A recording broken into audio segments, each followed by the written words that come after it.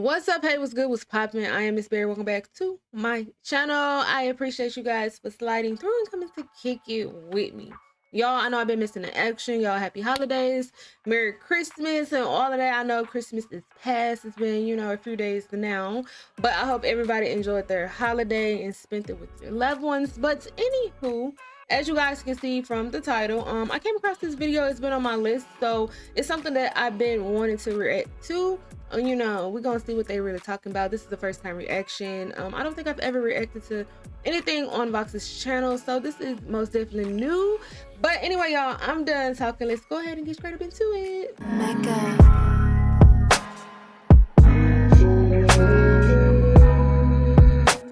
All right, y'all.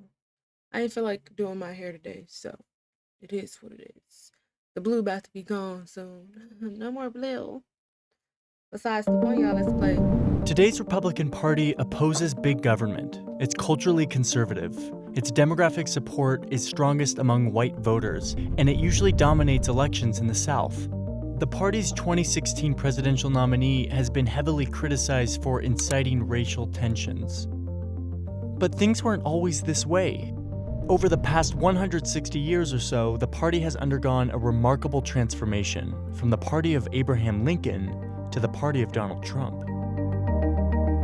To understand how the GOP got this way, you have to go back to when it first came into existence in 1854, just 7 years before the Civil War. There are two parties at this point, the Whigs and the Democrats. America is quickly expanding westward, and there's an intense debate over whether or not new states should permit slavery. The Democratic Party, with strong support in the South, has become increasingly pro-slavery.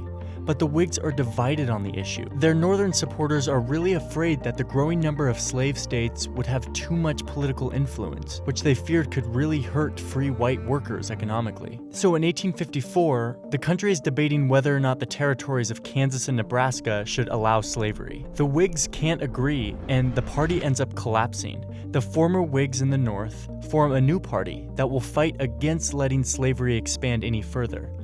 They call it the Republican Party. By 1860, the Republican Party has become increasingly powerful in the North, enough so that a little-known Republican named Abraham Lincoln wins the presidency. Even though Lincoln promises he won't interfere with slavery in states that already have it, he and his party are still too anti-slavery for the South to tolerate.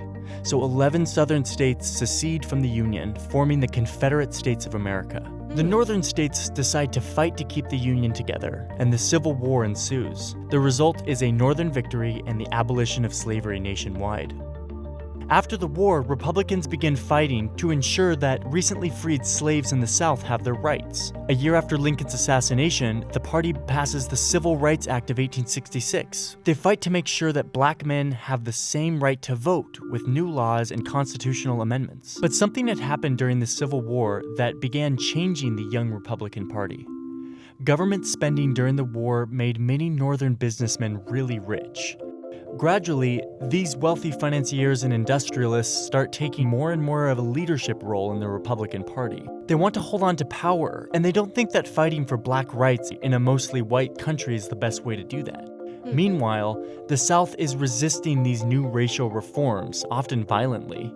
And most white Republican voters and leaders now feel that they've done enough for black citizens in the South, and it's time to emphasize other issues. So in 1870, the party basically gives up on reforming the South, deciding instead to leave it to its own devices. The region becomes politically dominated by white Democrats. Fast forward to the new century.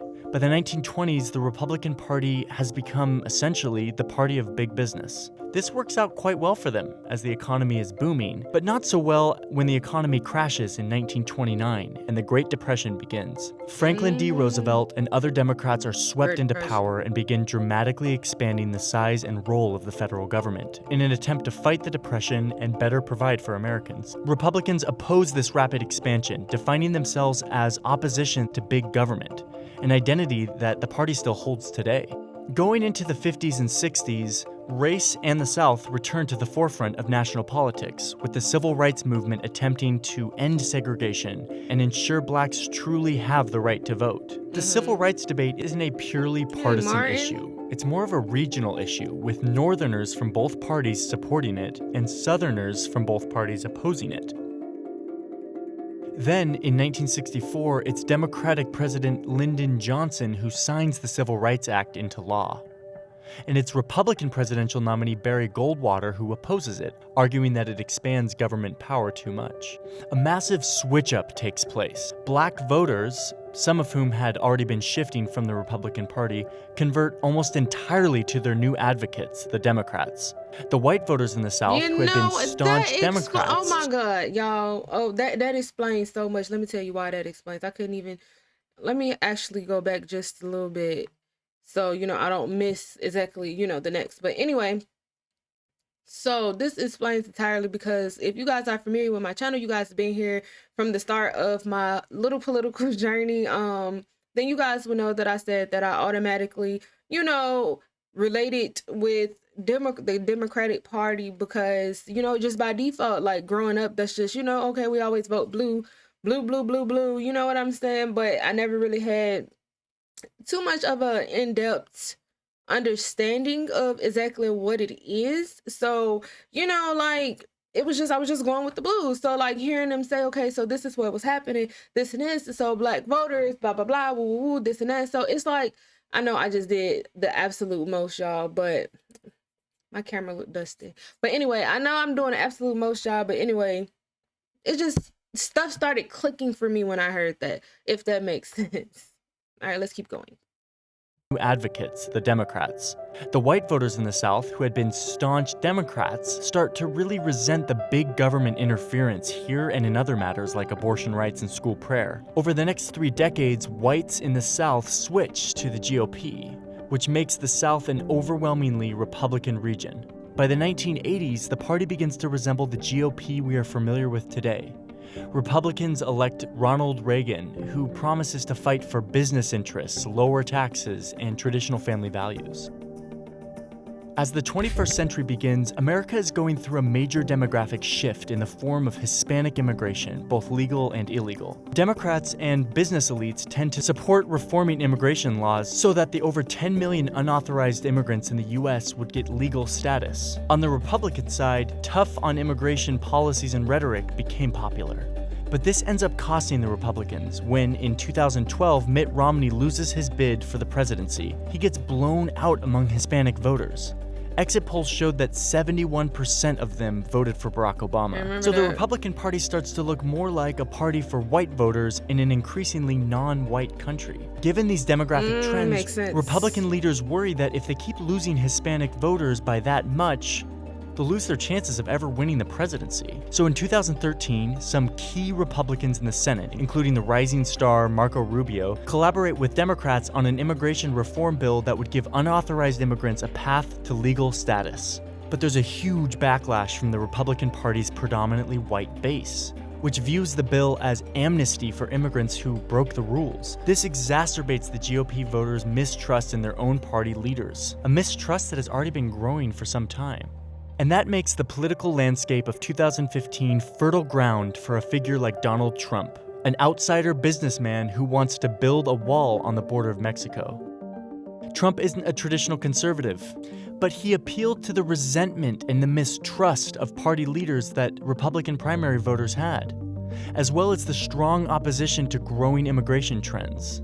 And even though he was loathed by party leaders, he won enough support in the primaries to become the GOP nominee for president. So now the Republican Party is once again at a major crossroads as it tries to meet the political challenges of the 21st century. It's up to Republican voters and leaders to decide just what they want their party to be. Okay, y'all, so we're gonna end that video right there like that. I don't know why it wasn't working when I was clicking it, but we're gonna end that video right there like that. I feel like something just tickled my nose. But anyway, guys, it was most definitely pretty interesting to, just hear new things, and stuff just started to make sense. Like kind of, when he was breaking it down, it started making a lot of sense to me. As to, I just started thinking back on, just from the very beginning when I even could understand, okay, to vote old enough to vote or understand what was going on in the world, like for real, like with the, you know, everything. I just never thought to just want to, you know, expand my search, expand my mind and all of that. I just never really, I just didn't until, you know, now, like I'm 29 years old. I will be 30 in 2 months. So, you know, I got to get my life together somewhere. I have an 8-year-old child. So, you know, I want to make sure I'm steering him in the right direction as well. So all of this information is very, very, very interesting. You know, I definitely learned some things that I did not know. But at the same time, you know, you still got to go back and, you know, you definitely research on stuff. But I like the way they put the video together and, you know, with the little examples and, you know, just showing us and stuff. So I thought that was pretty dope. But anyway, I want to know you guys' thoughts. Let me know what you guys think. Like, do you guys disagree or, you know, agree?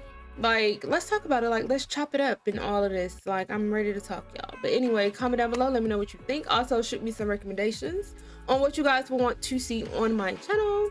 Also, guys, go over to Vox's channel and show them some love. Hit that subscribe button. The original video will also be linked in my description box down below, just in case you guys want to check it out on your own time. Also, guys, don't forget to thumbs up, like up this video. And also, if you are not subscribed to my channel before you leave, don't forget to hit that red subscribe button and ring that bell. So when I drop a new video, you will know, you won't miss it, and you'll be right here. And as always, I really appreciate you guys for coming through and coming to kick it with me, you know, as I'm expanding my mind and, you know, just learning new things. So I'm pretty interested to see, you know, more videos like this. So we're going to see. Because, you know, we need to talk about stuff like this. But anyway, y'all, I appreciate you guys for coming through, kicking it with me, and it's time to go. So until next time.